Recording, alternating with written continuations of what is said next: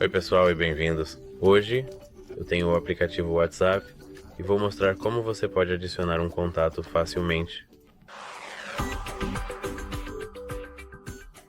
Então, para adicionar um contato, primeiro temos que clicar em Enviar mensagem e aqui precisamos clicar em Novo contato. Aqui, como você pode ver, podemos inserir o primeiro nome e o sobrenome. Aqui podemos mudar o país do nosso contato.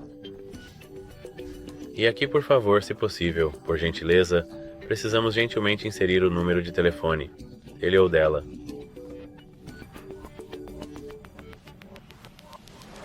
E depois disso, precisamos clicar em Salvar. E como você pode ver, nosso contato está agora aqui. É isso, espero que ajude você. Adeus.